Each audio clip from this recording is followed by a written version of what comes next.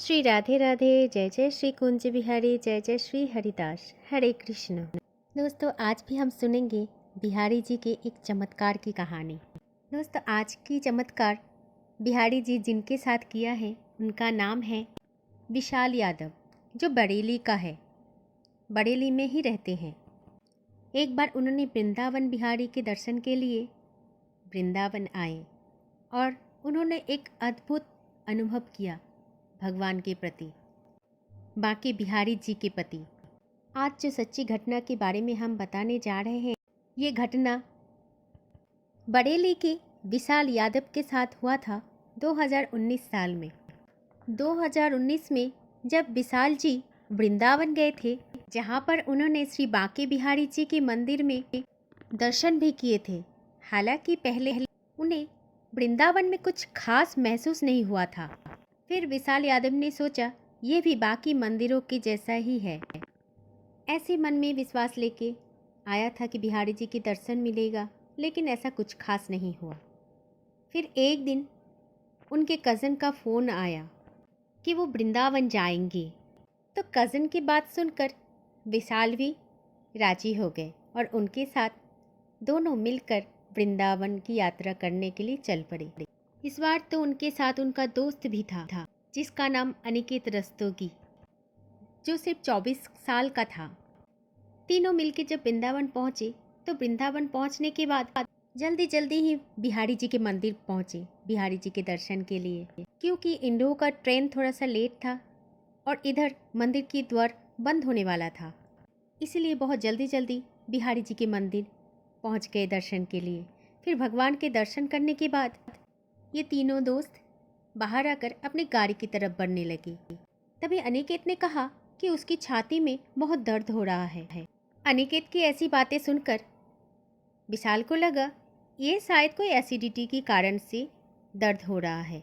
लेकिन जब अनिकेत का दर्द ज़्यादा होने लगा, ज़्यादा दर्द बढ़ने लगा, तब अनिकेत को लेकर विशाल ने वृंदावन के एक हॉस्पिटल में एडमिशन कराया, जो हॉस्पिटल का नाम है रामकृष्ण ट्रस्ट अस्पताल।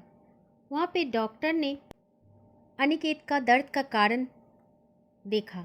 उसके बाद एक ईसीजी करवाया और ईसीजी रिपोर्ट में आया कि अनिकेत का हार्ट अटैक हो सकता है, इसी के कारण उनको दर्द हो रहा है। ये बात तो तनिक भी विशाल को विश्वास ही नहीं हो रहा था। ऐसे कैसे हो सकता है, क्योंकि उनका दोस्त अनिकेत तो अभी सिर्फ 24 साल का ही है। तभी डॉक्टर ने कहा इनका इमरजेंसी चिकित्सा की ज़रूरत है। लेकिन अनिकेत को लगा कि डॉक्टर तो अपने पैसे बनाने की ही कोशिश कर रहे हैं, क्योंकि कोई 24 साल के आदमी को कैसे हो सकता है हार्ट अटैक। इसलिए अनिकेत दूसरे अस्पताल में जाने के लिए सोचा। उसके बाद सब मिलके एक प्राइवेट अस्पताल में गया। लेकिन विशाल ने देखा कि रास्ते में ही अनिकेत की हालत बिगड़ रहा है और वो अनिकेत बेहोश होकर रास्ते में ही गिर पड़ा। इसके बाद विशाल ने जल्दी से अनिकेत को फिर से रामकृष्ण ट्रस्ट अस्पताल में लेके आए। अनिकेत का हालत इतना ज़्यादा बिगड़ गया था कि डॉक्टर ने 45 मिनट तक सीपीआर दिया। फिर भी अनिकेत का हालत में कोई भी सुधार नहीं आ रहा था।